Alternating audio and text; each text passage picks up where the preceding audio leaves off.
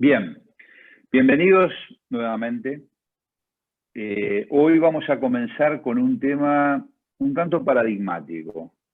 Si bien hemos visto a lo largo del curso, hemos charlado sobre lo que tiene que ver con esos procesos que ya no están gobernados por leyes determinísticas, sino que van a estar de alguna manera regidos por el azar, y que muchas veces los parámetros, las herramientas que nosotros tenemos para analizarlas no van a ser efectivas. Hoy vamos a dedicarnos a uno de los platos fuertes del curso, con una gran trascendencia a nivel de, yo diría, toda la carrera, porque posiblemente lo que ustedes van a ver hoy va a ser muy singular y no van a encontrar muchos lugares donde se repite esta formación, con lo cual yo le llamo es una gema porque le va a dar pie para entender cosas que de comunicaciones, aplicaciones diversas, que de otra manera es imposible sin tener esta base. Entonces, la primera escala, el primer punto de partida es la introducción a los procesos estocásticos, porque vamos ahí a definir, a tener un nomenclator de las cosas que realmente se van a ir aplicando a lo largo de las unidades subsiguientes. Así que los dejo con Leandro, quien nos va a deleitar entonces con la clase de hoy. Bueno, un proceso físico recibe el nombre de aleatorio cuando los valores futuros de las variables que lo describen no pueden predecirse dentro de los límites del error experimental. Y son impredecibles. Este tipo de sistemas generan señales dependientes del tiempo, que se definen en un intervalo de observación, y un ejemplo de ello puede vertirse en series temporales, por ejemplo, generadas por la voz humana, ¿sí? que no pueden ser descriptas de una manera matemática, o las ondas sísmicas derivadas de las fuerzas geológicas. Es decir, tienen cualidades que implican que para caracterizarlas debamos requerir a parámetros estadísticos. No nos va a quedar otra. Y los mismos evolucionan temporalmente junto con las series bajo estudio. Partamos entonces de la base. Habíamos definido en clases anteriores lo que era una señal determinística, o sea, aquellas con variaciones continuas y discretas, pero que pueden ser descritas por funciones matemáticas, ¿sí? Y su valor se encuentra definido para cualquier instante t0. Dentro de este grupo se encuentran aquellas que pueden ser representadas por series matemáticas infinitas. Un gran ejemplo de ello lo vamos a ver en breve con las series de Fourier. Pero también definimos lo que eran las señales aleatorias o estocásticas, ¿sí? Son aquellas que presentan un comportamiento desconocido, como bien veníamos diciendo, de tipo estocástico, o sea, azaroso, y que no pueden ser descritas matemáticamente. El índice Busati, los parámetros biológicos, como decíamos también la voz humana, o las variables climáticas, ¿sí? Son señales que presentan este tipo de características. Entonces, para poder, digamos, analizar una señal, digamos, aleatoria, que posee, digamos, esta cualidad, es necesario evaluar el proceso estocástico al que pertenece, ¿sí? Y para ello son necesarias herramientas estadísticas. ¿Qué es un proceso estocástico? Bueno, una colección o una familia infinita de señales aleatorias, o sea, realizaciones del proceso que denominamos X sub I de T, dependientes del tiempo. Un ejemplo de ello puede ser la temperatura hora a hora de una habitación en diferentes días, la frecuencia cardíaca durante 10 minutos en diferentes individuos, el nivel de un río durante 30 minutos a la misma hora cada día. Y con eso conformamos, ¿sí?, este conjunto infinito de realizaciones de modo de poder caracterizar nuestro proceso. Cada realización se denomina muestra, ¿sí? Y al conjunto de las infinitas realizaciones lo llamamos ensamble. ¿Qué podemos observar, digamos, como en primera instancia? Bueno, que si nosotros fijamos un instante temporal, vamos a obtener un conjunto de valores. Ese conjunto de valores, para un instante específico, determina una variable aleatoria que tiene una distribución estadística. Recordemos que una variable aleatoria es un valor numérico representativo del resultado de un experimento aleatorio. Entonces, la caracterización de nuestro proceso se llevará a cabo a partir de la obtención de promedios estadísticos aplicados al ensamble. Es decir, por cada variable aleatoria que yo obtenga, calcularé un promedio específico. Si aplicamos la premisa anterior y consideramos todos los valores posibles de t, entonces pueden definirse indicadores estadísticos temporales del ensamble. Es decir, yo me podía parar en un determinado instante, tomar todos los valores proporcionados por las distintas realizaciones, por las distintas muestras del ensamble, y calcular, por ejemplo, ¿Lo pasé?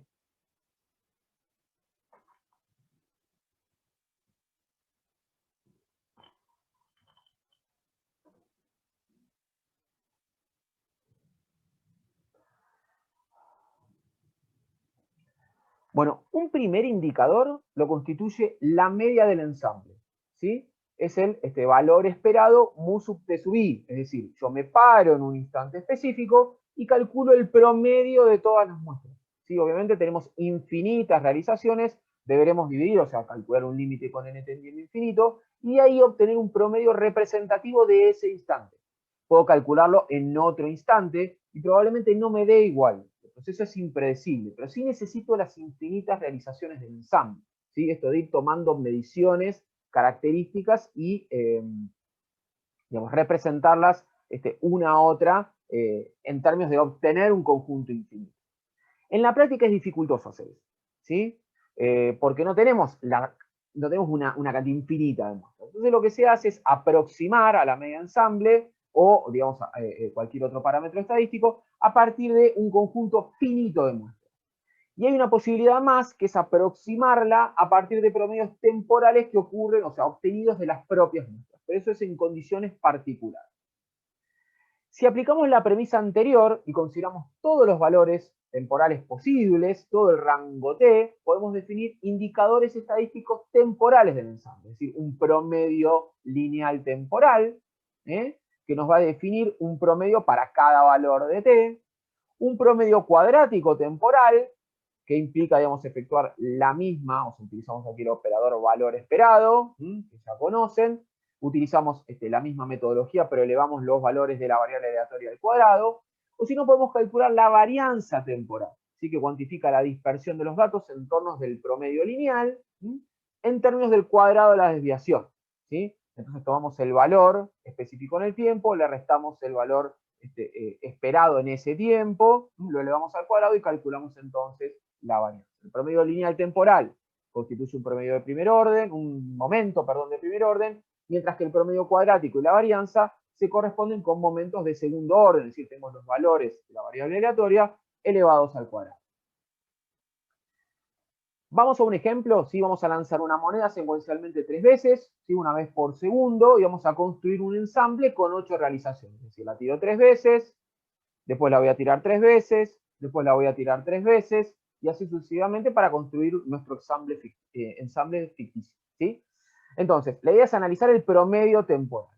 Bueno, tenemos las realizaciones de nuestro ensamble, es decir, cada una de las muestras, el haber arrojado la moneda en t igual 0, en t igual 1, en t igual 2, puede ser un día, otro día, otro día, otro día, cada una hora, lo que fuere, pero la lanzamos 3 veces, una vez por segundo.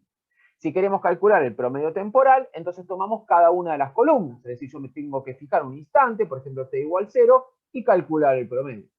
Fijo otro instante, calculo el promedio, fijo otro instante y calculo el promedio. Si nosotros observamos la variación del promedio en relación a los instantes, tenemos el promedio lineal temporal, ¿sí? Obviamente, si nosotros pudiéramos obtener las infinitas realizaciones del ensamble, obtendríamos igual cantidad de caras que de secas, ¿sí? O sea, al arrojar la moneda. Entonces, este promedio tendería a un medio, ¿sí? Como tenemos una versión parcial del ensamble, no obtenemos siempre el valor del medio. Pero así podría ser. Bueno, en MATLAB la utilización es muy sencilla, o sea, podemos armar nuestro ensamble en modo matriz, y después podemos utilizar, digamos, herramientas de carácter estadístico como min, o sea, para el valor esperado, como var para la varianza. Es decir, nosotros podemos definir en cada uno de estos indicadores un parámetro D, que nos permita, a partir de la matriz que nosotros vamos a utilizar, hacer el cálculo de los promedios en filas o en columnas, ¿sí? Para el valor D igual a 1, el cálculo se hace en columnas porque nosotros queremos evaluar cada momento temporal, ¿sí? Y entonces podemos calcular la media o el promedio temporal a partir del valor min, elevar los valores al cuadrado y también aplicar el valor min para el valor min para el promedio cuadrático, y también podemos calcular a partir de la función var, como hicimos anteriormente, la varianza correspondiente. Fíjense que hay que colocar un cero intermedio para poder definir la dimensión. Primera consigna de la clase, vamos a caracterizar un proceso estocástico. En este caso va a estar generado a partir de la medición de temperatura en una habitación, ¿sí? Durante todo el día, de 8 a 22, valores cada 2 horas durante 5 días. Ese va a ser nuestro ensamble que va a estar almacenado en el campus virtual. Vamos a utilizar MATLAB entonces para graficar el ensamble resultante y graficar los indicadores estadísticos del proceso, ¿sí? De esto se derivan una serie de interrogantes, es cómo se comportan tales indicadores, son variables o son constantes en torno de la evolución del tiempo. ¿Podría considerarse, por ejemplo, la estadística de un día para caracterizar todo el ensamble? Bueno, estaría bueno responder esas preguntas en virtud de que las vamos a utilizar en análisis futuro. Por lo general, ¿sí? Los procesos estocásticos son descritos en términos de su promedio lineal y varianza. ¿Por qué? Y bueno, porque son necesarios ante la posibilidad de que se generen situaciones como las que ven en las figuras, es decir, tener, digamos, un proceso A y un proceso B con sus muestras correspondientes, calcular, por ejemplo, el promedio lineal temporal y observar que en ambos casos están iguales, entonces los procesos no son diferenciables, es decir, tengo un mismo promedio para distintos procesos. Ahora, si calculáramos la evolución de la varianza, la cuestión sería distinta porque ya se observa a priori que la varianza de este proceso es distinta a la varianza de este. No obstante, digamos, una descripción completa del proceso se puede lograr incorporando un parámetro estadístico más. Y está relacionado con un momento adicional de segundo orden, pero conjunto, ¿sí? Que ya lo conocemos. Es la función de correlación. Nosotros, ¿qué hemos visto hasta el momento? Así que podemos calcular el promedio y la varianza, pero focalizados en un instante temporal específico, ¿sí? Obviamente obtenemos el comportamiento a lo largo del tiempo. Pero no podemos hacer análisis dentro del ensamble que comparen instantes, ¿sí? Y ahí es donde entra en juego la función de autocorrelación. Es decir, nosotros podríamos tomar las variables aleatorias que obtenemos de un instante T1 y un instante T2 y correlacionarlas. Y entonces, con este momento de segundo orden conjunto, podemos saber si nuestro proceso, en términos de su evolución, se mantiene con cierta estabilidad o va cambiando, porque comparamos justamente todos los valores ocurridos en un instante específico contra todos los valores ocurridos en otro instante. Y si ambos valores correlacionan, o sea, generaremos, digamos, un valor de similaridad elevado, como el que nos proporciona la correlación. Y si de repente observamos que conforme ha pasado cierto tiempo y efectuamos la correlación, digamos, los valores obtenidos son muy bajos, entonces, digamos, nuestro proceso ha cambiado. Entonces, formalmente, ¿qué describe la función de autocorrelación? Ya lo habíamos visto anteriormente, la relación entre las variables aleatorias resultantes del ensamble en los instantes T1 y T2. Si es elevada, el comportamiento del ensamble se correlaciona linealmente en T1 respecto a los valores de T2, obteniendo de esta manera una noción del comportamiento del proceso estocástico en términos de cuán rápidamente están cambiando sus valores a lo largo del tiempo. Bueno, vamos a ver un ejemplo, mismo caso anterior, 8 realizaciones, hemos lanzado la moneda 3 veces, lo que vamos a evaluar es qué es lo que sucede con nuestro ensamble en términos de la función autocorrelación.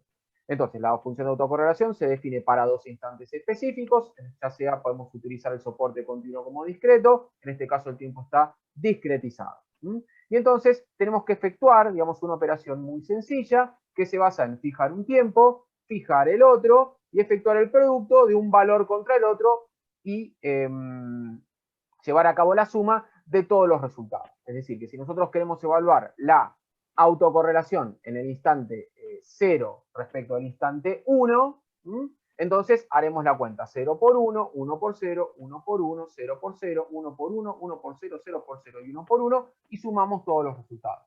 En este caso nos ha dado 3 octavos. Esto debemos dividirlo por la cantidad de realizaciones, obviamente. Si queremos calcular, comparar los instantes T2 y T3 en términos de una correlación, bueno, lo mismo, multiplicaremos, ¿sí?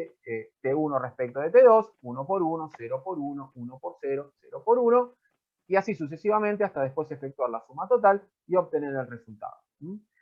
¿Qué conclusiones podemos sacar? Bueno, efectivamente, si nuestro proceso, en términos de las variables aleatorias que vamos obteniendo en función de instantes específicos, va cambiando, o sea, dichas variables correlacionan mejor o peor conforme va transcurriendo el tiempo, ¿sí?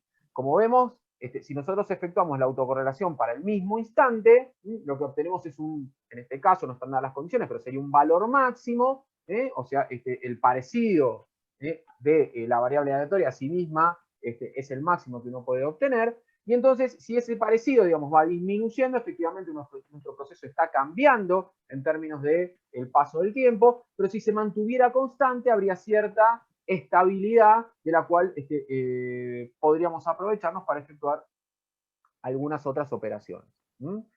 Otra de las conclusiones que podemos obtener de este análisis es que si nosotros efectuamos la operación de autocorrelación para el instante T1 y para el instante T2, que están separados ambos por un segundo, y para el instante T2 y el instante T3, también ambos separados por un segundo, ambos resultados en este caso son distintos.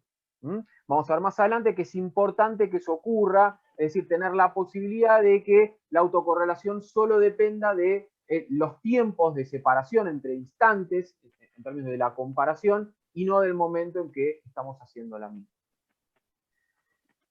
Había una operación, corazón, digamos, de la correlación, que habíamos denominado covarianza, ¿sí? Y podemos aplicarla también al ensamble, o sea, en este caso va a ser la autocovarianza, y lo que implica sencillamente es determinar la función de autocorrelación con remoción del valor medio. ¿Sí? Eso es importante. Podemos verla aquí en la expresión, simplemente lo que hacemos es restar a los valores de nuestra variable aleatoria el valor de la media o el valor medio calculado para ese instante en particular. Si lo calculamos para el mismo instante, o sea, si determinamos la autocovarianza para el mismo instante, obtenemos la varianza correspondiente a la variable aleatoria, y lo que podemos ver es la relación directa con la autocorrelación, que implica efectuar la misma y restar el producto de las medias entre T1 y T2 para obtener la autocovarianza. Entonces, si es positiva, obtendremos una asociación lineal entre las variables obtenidas en T1 y T2, dependiente positivo. Valores elevados se corresponden con valores elevados. Si es negativa, tenemos valores elevados que se están correspondiendo a valores bajos o valores mínimos. Y el valor absoluto de la función de autocovarianza lo que indica es la fuerza de dicha asociación. ¿Cuándo es útil, digamos, cuándo es útil, digamos, implementar la función de autocovarianza en lugar de la función de autocorrelación? Bueno, tenemos que observar qué sucede con la media temporal del proceso. Si se mantiene estable, ambas medidas permiten efectuar una comparación efectiva de la dinámica del proceso estocástico. Pero si no es así, es imperativo el uso de la función de autocovarianza. Si observan este proceso, por ejemplo, en donde tenemos variaciones estocásticas, pero que están afectadas por una tendencia determinística, ¿sí? Una recta que, digamos, impacta sobre cada una de las realizaciones. Entonces, si uno efectúa las comparaciones temporales, por ejemplo, yo quiero efectuar una comparación en este instante y en este, no será lo mismo si la efectúo en este instante y en este, ¿sí? Más allá de que estén separados por el mismo lapso, que quizás las variaciones, digamos, no hayan cambiado, lo que cambió fue la tendencia lineal. Entonces es necesaria efectuar esa remoción para evitar obtener valores más altos, digamos, de la función autocorrelación, que están dados por la presencia de una tendencia lineal y no por un cambio, ¿sí?, sustantivo del proceso estocástico en sí. ¿Cuándo denominamos entonces a un proceso estocástico como estacionario? Bueno, lo denominamos estacionario en sentido estricto si la totalidad de los indicadores estadísticos no varían a lo largo del tiempo. ¿Qué queremos decir con esto? Tomemos en consideración un corrimiento temporal delta t. Entonces, si yo hago el cálculo de la media del ensamble en T1 y en T1 más delta t, me tiene que dar exactamente lo mismo. Ocurre la misma situación con el promedio cuadrático lineal, ocurre la misma situación con la varianza y con todos aquellos indicadores que puedan, digamos, hacer frente al comportamiento del ensamble. En el caso de los momentos conjuntos de segundo orden, observamos lo siguiente. En el caso de la autocorrelación, tenemos que obtener los mismos valores si a T1 le sumamos delta T y si a T2 le sumamos delta T. Es decir, un corrimiento manteniendo la distancia entre ambos. Y entonces, si eso ocurre en ese aspecto, el sistema puede caracterizarse como estacionario respecto de la autocorrelación.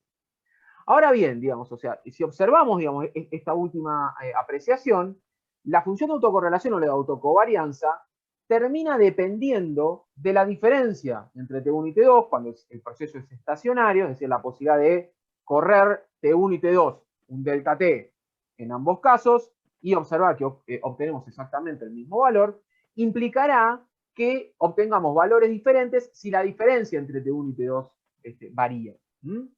Entonces, queda definida la autocorrelación en términos de un parámetro tau, ¿sí? Conocido, es el tau de nuestra autocorrelación, definida en términos de señales generales, ¿no? Es decir, que nosotros efectuamos la comparación dentro de nuestro proceso, importándonos únicamente la distancia entre los instantes, ¿sí? Si estoy comparando con instantes lejanos o con instantes cercanos, y no cuándo hago la comparación. O sea, si lo hago al principio, o lo hago al final, o lo hago en el medio, en términos temporales, de la ocurrencia del proceso. Así que, bajo dicha premisa, o sea, en procesos estacionarios, la autocorrelación va a resultar máxima, ¿sí? Cuando comparamos la señal consigo mismo, o sea, máxima en el origen, como ocurría con la autocorrelación que hemos definido en clases anteriores, y va a terminar siendo una función par. O sea, ocurre exactamente lo mismo que pasaba con nuestras señales, cuando las comparábamos consigo mismas sin haber un desplazamiento, obteníamos máxima comparación, o sea, máxima correlación, y conforme se iban corriendo, si no había similitudes, la correlación iba disminuyendo. Bueno, acá va a pasar exactamente lo mismo. Pero tiene que cumplirse la condición de estacionariedad. Es decir, que yo me pueda ir moviendo a lo largo del proceso y lo único que importa sea la diferencia entre los instantes y no dónde estoy situado en términos temporales. Si solo tenemos en cuenta el cumplimiento de la condición de estacionariedad para el promedio temporal y para la función de autocorrelación, el proceso se denomina estacionario en sentido amplio y débil, ¿sí? Y por lo general se suele usar así. Son las dos condiciones que uno busca que se cumplan cuando efectúa el análisis de procesos estocásticos. Entonces vamos a tener una media que se comporta de manera constante, es un poco lo que veíamos aquí. Las medias y los indicadores temporales pasan a ser un valor constante y la función de autocorrelación pasa a depender únicamente de un valor tau. O sea, no depende ya de dos valores, T1 y T2, de dónde me sitúo, sino de la distancia, porque será indistinto, ¿sí? O sea, me pare, o sea, haga la comparación en T igual 1 segundo y en T igual 2 segundos, o la haga en T igual 20 segundos y en T igual 21 segundos, como ambas diferencias son de 1 segundo, la autocorrelación me va a dar exactamente lo mismo. ¿Está? Hay una condición más que se denomina ergodicidad. Ya a la condición de estacionariedad, ¿sí? Le sumamos una característica más, que es la de ergodicidad, y que se basa en lo siguiente. Supongamos que nosotros tenemos el promedio temporal de una muestra. O sea, que calculamos la media, pero aplicada a una señal. En lugar de aplicarla a un instante específico del ensamble. Entonces vamos a obtener aquí un valor constante dado por la dinámica de los valores que conforman una sola de las muestras, ya sea en términos de valores continuos como de valores discretos. Entonces nosotros vamos a decir que el proceso estacionario lo podemos llamar ergódico respecto del valor medio si el promedio temporal de cualquiera de estas muestras coincide con la media del ensamble. Porque la media del ensamble, como el proceso estacionario, es constante y es única, es un solo valor, siempre me da el mismo. Independientemente de donde yo lo calcule, me da igual. Entonces yo partiendo de esa base, sabiendo que la media del ensamble es constante, bueno, me voy a fijar qué pasa con las medias de cada una de las muestras. Bueno, si todas son iguales y todas coinciden con la del ensamble, el proceso se denomina ergódico. Y es sumamente útil. ¿Por qué? Porque si yo a priori, digamos, tengo conocimiento de que mi proceso es ergódico o asumo que se comporta de manera ergódica, puedo calcular la media del ensamble directamente de una sola muestra. Y no necesito evaluar todo el ensamble. Lo mismo podemos hacer, bueno, vamos a ver un ejemplo primero. Tengo nuevamente las 8 realizaciones. He tirado la moneda. Vamos a calcular la media del ensamble. Y descubro que me da constante. O sea que puedo asumir con estos datos que tengo, son datos restringidos, ¿sí? Que mi proceso estocástico es estacionario. Bueno, ¿será ergódico? Bueno, vamos a calcular la media de cada una de las muestras. Evidentemente, lo que vemos aquí es que no. porque la media, digamos, de esta muestra, o sea, sumar 1 más 1 más 1, que me da 3, y dividido 3 me va a dar 1, o sumar 1 más 1, que es 2, dividido 3, es 2 tercios, no condice con la media propia del ensamble. ¿Mm? Uno lo que podría hacer, obviamente, es forzar esto un poquito. Si tengamos en cuenta que si consideramos infinitas realizaciones y por el hecho del fenómeno que estamos analizando, lo que obtendremos es que la media va a tender, ¿sí?, a un medio, porque vamos a obtener igual cantidad de caras que de secas, entonces yo voy a tener aquí una columna con infinitos valores y la media tenderá a un medio. ¿Mm? Para que el proceso se ergodice, por así decirlo, para que se vuelva ergódico, lo que tendríamos que tener son infinitas tiradas, para obtener también un número igual de caras y de secas, y entonces que las medias de cada una de las muestras coincidan con todas las medias del ensamble que de por sí son constantes. Pero por ahora, digamos, respecto a lo que estamos observando, no hay un comportamiento del tipo ergódico. Podemos aplicar el mismo concepto. ¿A qué? A la función de autocorrelación. ¿Sí? ¿Y contra qué? Bueno, contra la autocorrelación de cada una de las muestras. ¿Sí? Yo podría tomar mi muestra y calcular la función de autocorrelación, o sea, definir valores de tau y obtener valores. O sea, obtener valores de la autocorrelación, perdón. Y asimismo yo podría definir valores de tau y definir, y obtener valores de la autocorrelación del ensamble. Entonces, si nosotros podemos asegurar, digamos, que el efectuar la autocorrelación del ensamble para un conjunto de valores de tau me es lo mismo que efectuar la autocorrelación de una sola de las muestras para ese conjunto de valores de tau, entonces podemos decir que el proceso resulta ergódico, respecto a la función de autocorrelación. Y entonces, si juntamos estas dos, podemos hablar de una ergodicidad en sentido amplio o débil, si se cumple, obviamente, que la media del ensamble es constante porque es estacionario el proceso y coincide con la media de cualquiera de las muestras, y además, si yo calculo la función de autocorrelación, la puedo, digamos, también obtener de la misma manera, calculando la función de autocorrelación de cualquiera de las muestras. Entonces, digamos, estamos ante la presencia, como lo habíamos establecido en los procesos estacionarios, de un proceso ergódico en sentido amplio o débil. Lo mismo, ahora podemos obtener la autocorrelación de mi ensamble desde una sola de las muestras y no requerir, digamos, la utilización de las infinitas realizaciones del ensamble. ¿Sí? Un ejemplo muy característico es si nosotros tomamos x de t como este proceso estocástico, coseno de omega 0 t más phi. Si nosotros definiéramos a phi como una variable o como un factor que varía aleatoriamente de manera uniforme entre menos pi y pi, el famoso generador con fase aleatoria, obtendríamos un proceso de carácter ergódico. O sea, uno puede hacer la demostración, o sea, partiendo de las premisas que establecimos anteriormente, esto va a ser el cálculo de la media de ensamble. En este caso, como la función está definida, podemos generar infinitas muestras y entonces ver qué sucede con la media de ensamble y con la función de autocorrelación. En este caso particular obtenemos ergodicidad. Pero, digamos, o sea, también lo que podríamos establecer es que si la totalidad de los indicadores estadísticos podrían ser obtenidos a partir de una única muestra, de todos los momentos posibles, el proceso se definiría como ergódico en sentido estricto. Lo primero que tenemos que tener en cuenta es que si el proceso es ergódico, obviamente tuvo que ser estacionario, ¿sí? Pero el recíproco no es cierto, lo vimos anteriormente, o sea, puede ser estacionario, pero no ergódico. Entonces, todo proceso ergódico a priori es estacionario, al revés no. Y en la práctica los procesos no suelen ser ergódicos o estacionarios, ¿sí? O sea, es raro encontrar cosas o digamos manifestaciones de esas características. Entonces, como les contaba anteriormente, lo que hacemos es asumir o esperar ergodicidad. Y si hacemos eso, uno puede abordar el proceso a partir de una única realización y obtener indicadores estadísticos del mismo, por ejemplo, la media o la autocorrelación. Vemos un análisis general de todo lo que hemos estado haciendo.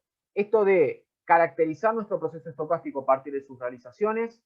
Tenemos promedios temporales y promedios del ensamble, por ejemplo. Podemos calcular entonces medias temporales y autocorrelaciones dentro del ensamble, y con eso efectuamos un primer indicio de caracterización, por ejemplo, en términos de un sentido amplio, ¿sí? No todos los indicadores, sino estos dos. Si nuestra media el ensamble se vuelve constante, o sea, cada vez que la calculo me da el mismo valor, y la autocorrelación no depende de cuándo la calculo, sino simplemente de la distancia entre temporal, ¿no? Obviamente entre los instantes que la calculo, hablamos de estacionariedad, respecto a la media y respecto a la autocorrelación. Y si tenemos la suerte de que justamente cuando calculamos las medias temporales, que son estas, coinciden en todas las realizaciones posibles con la media del ensamble, y cuando calculamos la autocorrelación de una de las muestras, coincide, o de cualquiera, con la autocorrelación del ensamble, hablamos de ergodicidad. Entonces, si llegamos a este punto, una sola muestra representa todo el proceso. Y podemos trabajar sobre esa muestra y no sobre el proceso. Pero tienen que cumplirse todas estas condiciones que a fin de cuentas terminan siendo restricciones impuestas o suposiciones que uno hace del proceso para poder trabajar con él. Nuestra segunda consigna, la caracterización del comportamiento de la frecuencia cardíaca, por ejemplo, en un grupo de 10 estudiantes, la que podemos hacerla, la solemos hacer, y la haremos durante la clase. Para ello lo que hacemos es tomar mediciones de la frecuencia cardíaca cada 20 minutos durante 2 horas. Estas mediciones obviamente están almacenadas en el campus y vamos a utilizar MATLAB para evaluar la estacionariedad de la frecuencia cardíaca y la ergodicidad, ¿sí? Respecto de la media, obviamente, y de la función autocorrelación. Obviamente lo que se solicita son los gráficos correspondientes y ver qué es lo que sucede con este proceso, digamos, un análisis parecido al que ya efectuamos con el lanzamiento de la moneda. Hay un proceso muy particular que se denomina proceso de ruido blanco, ¿sí? Es un proceso que se manifiesta frecuentemente en diversas aplicaciones, sobre todo, digamos, de carácter físico, y tiene la particularidad de que es estacionario en sentido amplio, es ideal, o sea que no existe en términos prácticos, y presenta las siguientes características. O sea, tiene una media nula, constante y nula, una varianza finita, y la función de autocorrelación es un delta, una función impulso, ¿sí? Una delta de Dirac. ¿Qué significa esto?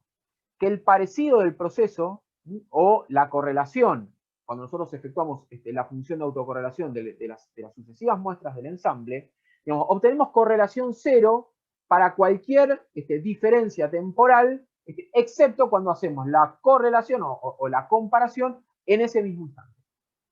Es decir, es un proceso en donde las variaciones están totalmente descorrelacionadas, o sea, no se parece a sí mismo en ningún instante. Yo tomo cualquier instante y lo comparo con el otro y la correlación es nula. La única manera en la que yo puedo generar una correlación distinta de cero es si comparo a un instante consigo mismo. En condiciones reales, ¿sí? Entre los procesos estocásticos que se comportan como el ruido blanco, puede hablarse del ruido térmico, ¿sí? Que el ruido térmico es generado por el movimiento aleatorio de los electrones dentro de un conductor, su distribución de probabilidad es gaussiana, es decir, recuerden que nosotros obtenemos cada vez que nos fijamos un instante temporal una variable aleatoria de distribución, una cierta distribución estadística. En el caso del ruido, ¿sí? Ya sea el ruido blanco o el ruido térmico, dicha distribución puede ser gaussiana. El ruido blanco gaussiano es ergódico, es muy útil en ese aspecto, porque podemos caracterizarlo en términos directamente de una muestra única. Es ergódico respecto, obviamente, al valor medio y la función de autocorrelación. Y ya vamos a ver cómo aplicado a sistemas lineales invariantes en el tiempo tiene su enorme utilidad, ¿sí? Lo importante es que justamente sea ergódico. En el caso del ruido térmico, como decíamos anteriormente, la distribución de probabilidad es gaussiana, tiene valor medio nulo, y la función de autocorrelación no es un delta, pero se comporta de esta manera. ¿Sí? Algo parecido, ¿sí? Una campana de carácter que tiene un cierto pico, ¿no? Y entonces, bueno, hay un parecido dentro de un rango temporal cercano, y después ese parecido, o esa correlación, mejor dicho, va decreciendo conforme hacemos las comparaciones a largo plazo. Está el ruido rosa también, donde su función de autocorrelación se comporta como una función sinc, por ejemplo. ¿Sí? Entonces, si recuerdan la función sinc, es un seno, digamos, que va decreciendo en términos de el valor de tau, y bueno, también tiene ese comportamiento, ¿no? De parecerse a corto plazo y dejar de parecerse a largo plazo. Si nosotros efectuamos una combinación entre lo que puede ser ruido blanco gaussiano y una señal de tipo, y otro tipo de señal, vamos a llamarlo así, o sea, si nosotros generamos un proceso en donde sumamos ruido y señales determinísticas, si aplicamos la función de autocorrelación, lo que obtenemos, o sea, después de un trabajo matemático, es que la autocorrelación de la suma, la autocorrelación de la suma de entre x y n, está constituida por la autocorrelación de la señal X, la autocorrelación de la señal N, en este caso el ruido, y las correlaciones cruzadas entre ambos. Ahora, si las señales no están relacionadas entre sí, como en el caso, por ejemplo, de una señal determinística y una señal totalmente estocástica, entonces las correlaciones cruzadas son nulas. Y lo que podemos observar es que si nosotros efectuamos la autocorrelación de una señal, de señales que no están relacionadas entre sí, obtenemos la suma de las autocorrelaciones. Entonces observen qué sucede cuando, por ejemplo, tomamos una señal sinusoidal, en este caso un coseno, con una fase determinada, y le sumamos un proceso de ruido blanco, ¿sí? Un comportamiento totalmente aleatorio. Si nosotros efectuamos la función de autocorrelación, lo que obtenemos es, obviamente, la autocorrelación del coseno, donde se va a preservar, por ejemplo, la frecuencia del coseno, no así la fase, pero la frecuencia se preserva, y cuando autocorrelacionamos el ruido blanco, como el ruido blanco, digamos, no es parecido a sí mismo, digamos, en ningún instante, salvo en el específico, donde está ocurriendo, obtenemos una función impulso delta de Dirac. Entonces, en este caso, digamos, uno puede obtener información, digamos, o sea, esta señal, digamos, que a priori tenía información estocástica difícil de analizar, puede convertirse, ¿sí?, en un conjunto de señales determinísticas de mejor, o sea, que proporcionan un mejor análisis. De ahí a que la herramienta o la función de autocorrelación tenga su utilidad. En MATLAB podemos trabajar esto, por supuesto. Tenemos un generador de ruido blanco gaussiano, la función WGN, que puede, digamos, tiene una serie, digamos, de características, o sea, puede generar ruido blanco con media nula y una variancia específica y demás. Podemos utilizar las funciones min y var para caracterizar, a ver si nuestro ruido blanco se comporta como queremos que se comporte. Podemos utilizar la función xcore para la aplicación de la función autocorrelación, y como pueden ver aquí, digamos, podemos sumar una función determinística más una muestra de ruido blanco, aplicar la función autocorrelación y ver efectivamente los efectos. El hecho de que el ruido blanco no es parecido a sí mismo, salvo en el instante en el que es analizado, es decir, no correlacionan, o sea, no tienen ni correlaciones ni de corto alcance ni de largo alcance, o sea, cada vez que efectuamos una correlación es nula, salvo que la efectuemos en el mismo instante, y que si efectuamos la función de autocorrelación sobre una señal que está afectada por un proceso de ruido blanco, obtenemos, digamos, nuestra señal que ha preservado, por ejemplo, su frecuencia, y el único valor en donde hay, digamos, fuera de lo que es la autocorrelación de nuestra señal, un comportamiento distinto, es en el origen, dado que se presenta el delta correspondiente a la autocorrelación del ruido. Bueno, ¿cómo se vinculan los procesos estocásticos que hemos descrito hasta el momento en términos de su relación con los sistemas LIT? ¿Qué sucedería si nosotros sometemos a un sistema LIT a un proceso de estas características? Bueno, lo que sabemos a priori es que, digamos, las condiciones de estacionariedad y de ergodicidad de la excitación se conservan en la respuesta. Es decir, si nosotros tenemos una señal o un proceso que es estacionario en la entrada de nuestro sistema, dicho comportamiento se replicará a la salida de nuestro sistema. Y lo mismo va a suceder con la condición de ergodicidad. Sabemos también que la respuesta de nuestro sistema se puede determinar a partir de nuestra operación estrella, la convolución, utilizando la excitación y la respuesta impulsional. El primer análisis que podemos llevar a cabo es el de la media temporal de ensamble de la respuesta, ¿sí? ¿Qué es lo que sucede con el ensamble de la respuesta? Y cómo podríamos determinar la media temporal de la salida, conociendo obviamente la excitación y la respuesta impulsional. Entonces podemos reemplazar en la operación del cálculo del promedio temporal a la respuesta I de t por la convolución entre x y la respuesta impulsional, y digamos el operador de valor esperado de promedio temporal solo aplicará sobre el proceso estocástico, porque el h de t, que es la respuesta impulsional, es una señal determinística, y como valor esperado digamos, tiene su propio comportamiento, porque el ensamble de una señal determinística es igual ante cualquier realización. Entonces lo que obtenemos como resultado, digamos, cuando queremos calcular la media temporal de ensamble de la salida, es que podemos utilizar la media temporal de ensamble de la entrada y convolucionarla con la respuesta impulsional. Ahora, si el proceso resulta estacionario, la media de ensamble de entrada o de excitación es constante. Entonces, el valor medio de la salida queda supeditado al cálculo, ya que al efectuar la convolución, el valor de la media ensamble puede salir fuera de la integral, a efectuar el cálculo de la integral entre menos infinito más infinito de la respuesta impulsional. Así que queda como resultado que la media ensamble de salida para un proceso estacionario es la media ensamble de entrada, estacionario o ergódico, que a priori es estacionario, por la integral de la respuesta impulsional, y esto también se aplica obviamente a sistemas discretos si reemplazamos la integral por una sumatoria. Bajo la misma premisa podríamos ver qué sucede con la función de autocorrelación, ¿sí? Correspondiente a las muestras de la respuesta I de t. Es decir, nosotros vamos a tener un ensamble a la salida.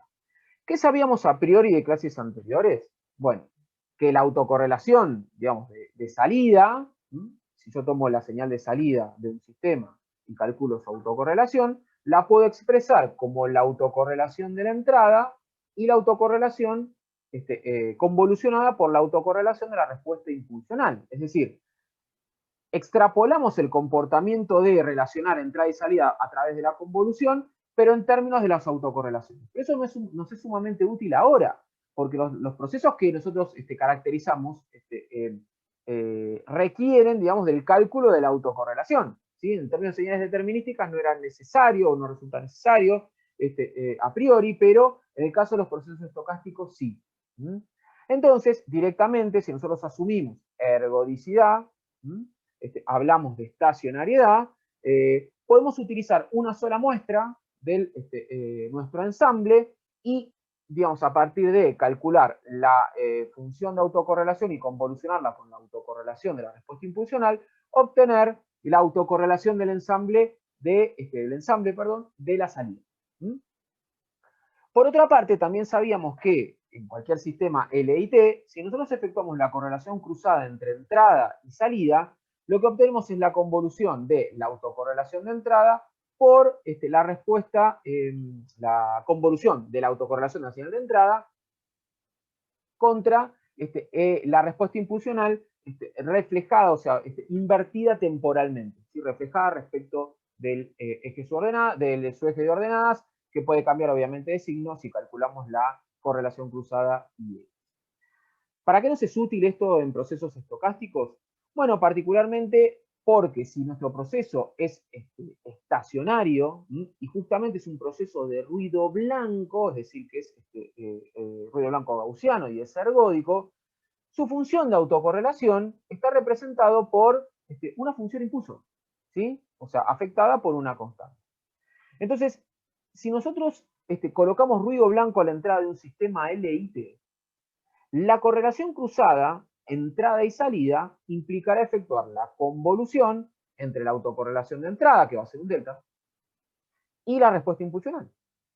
Pero cuando nosotros convolucionamos por un delta, obtenemos la misma función, ¿sí? Si el delta está desplazado, estará ubicado donde está ubicado el delta, en este caso el delta está en el origen. Es decir que la presencia de ruido blanco gaussiano a la entrada de un sistema nos permite determinar a partir de la correlación entre la entrada y la salida de la respuesta impulsional. No necesitamos generar, digamos, o sea, colocar un escalón en la entrada y después derivar, o generar algún otro tipo de acción para obtener la respuesta impulsional, sino que simplemente excitar con ruido blanco, medir, digamos, la señal de salida, resultado de dicha excitación, efectuar la correlación cruzada y así obtener la respuesta impulsional.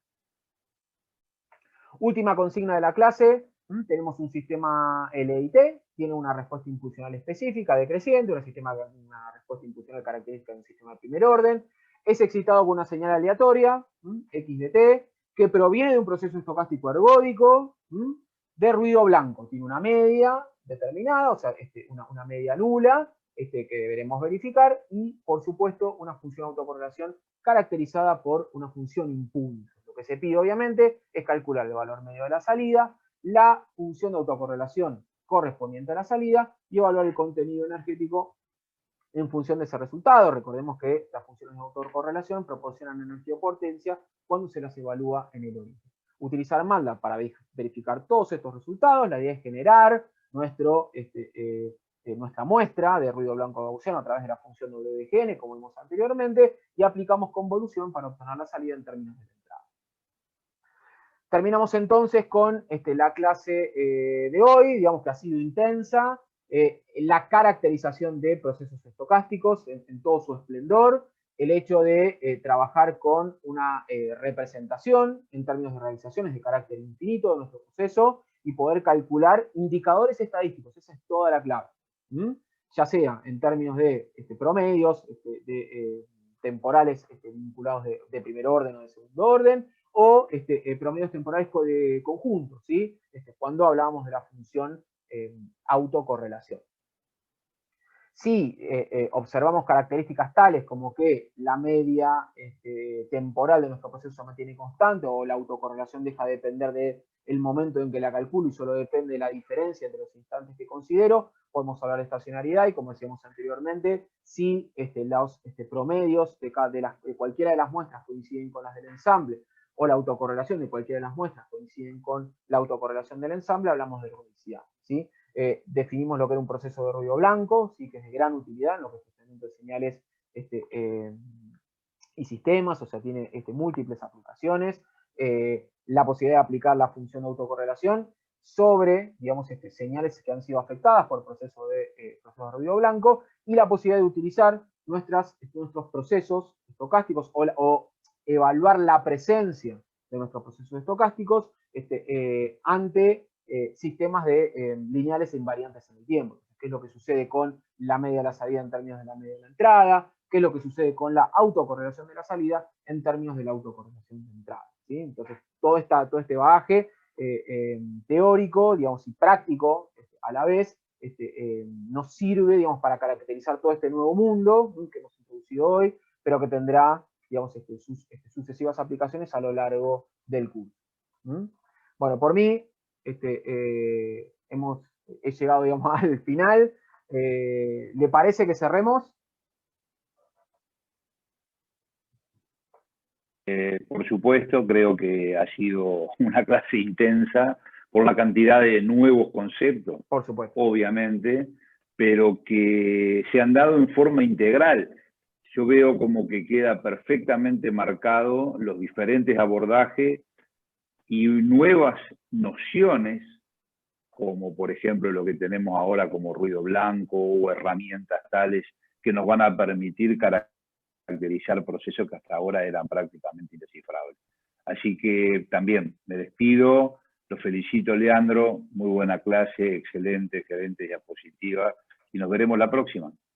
Nos veremos la próxima. Recuerden que pueden hacer cualquier tipo de consultas, pueden utilizar nuestro foro, ¿sí? O nuestro, digamos, nuestro Telegram para consultarnos ante cualquier tipo de inquietud que pueda resultar de esto que obviamente es un nuevo mundo.